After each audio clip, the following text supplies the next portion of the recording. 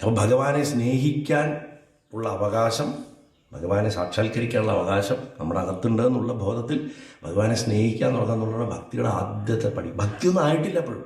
ആ വാക്കൊന്നും വിളിക്കരുത്. ഞാൻ ഭക്തനാണ്, ഇന്ന ദേവൻ്റേത് പറയരുത്. ആ സർട്ടിഫിക്കറ്റ് അദ്ദേഹം തരേണ്ടതാണ്. ഡിഗ്രിക്ക് പഠിച്ചുകൊണ്ടിരിക്കുന്ന കുട്ടി ഓൾറെഡി ഞാൻ ഡിഗ്രിക്ക് പഠിക്കണമെന്നേ പറയുള്ളൂ, ഞാൻ ഡിഗ്രി ഹോൾഡറാണെന്ന് പറയില്ല. അത് യൂണിവേഴ്സിറ്റി സർട്ടിഫിക്കറ്റ് തരണം. ഭഗവാൻ പറയണം, നീ എൻ്റെ ഭക്തൻ. നന്ദനാര് ഒരു താഴ്ന്ന കുലത്തിൽ ജനിച്ചവനായിരുന്നു.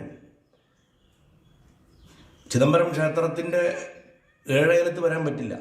30 കൊല്ലത്തോളം അദ്ദേഹം, അത് 17 കൊല്ലം, എനിക്ക് ഓർമ്മ കിട്ടുന്നില്ല. ഇപ്പോൾ എത്രയോ വർഷം മുതലാളി അനുമതി കൊടുക്കാണ്ട് പാടത്ത് പണിയെടുത്ത് മാടിരമാരി പണിയെടുത്ത് ഒന്ന് പൊക്കോട്ടെ തൊഴാനെന്ന് ചോദിച്ചാൽ വിടില്ല.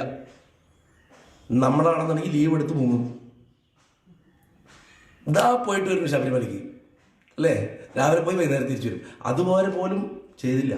അവസാനം ഒരു അനുമതിക്ക് കാത്തു നിന്ന് ആ ഒരു അനുമതി കിട്ടി സ്വന്തം പെറ്റമ്മയോടും യാത്ര പറഞ്ഞ് അദ്ദേഹം അവിടെ ചെല്ലുന്നു.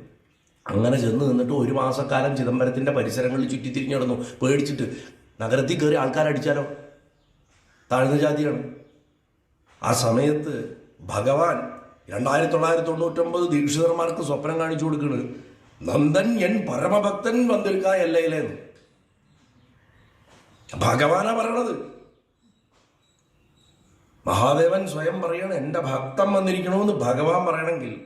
അല്ലെങ്കിൽ കാരക്കൽ അമ്മയാര് കൈലാസത്തേക്ക് പോയപ്പോൾ അവിടെ മുഴുവൻ കാല് വെക്കണ സ്ഥലത്തൊക്കെ ശിവലിംഗം കണ്ടുകൊണ്ട് തല കുത്തിയിട്ടാണ് പോയത്. കൈ കുത്തിയിട്ട് പോയപ്പോൾ മുകളിൽ കൊടിമുടിയുടെ ഏറ്റവും മുകളിലിരിക്കുന്ന അച്ഛൻ എഴുന്നേറ്റ് അങ്ങോട്ട് നിന്നു അത്രേ. അപ്പം ശ്രീപാർവതി ചോദിച്ചു, എന്താ ഭഗവാനെ എഴുന്നേറ്റ് നിൽക്കണോ? എൻ്റെ അമ്മ വരണമെന്ന് പറഞ്ഞു. എൻ്റെ അമ്മ വരണമെന്ന്. ഒരു മനുഷ്യ ശരീരമുള്ള സ്ത്രീയാണ് വരുന്നത്. അപ്പം ഭഗവാൻ പറയണ എൻ്റെ അമ്മ എന്ന്. അതാണ് തമിഴ്നാട്ടിലെ ക്ഷേത്രങ്ങളിൽ ചെന്ന 63 നായന്മാരുടെ പ്രതിമകൾ കാണുമ്പോൾ ഒരാൾ മാത്രം ഇരിക്കുന്നുണ്ടാവും.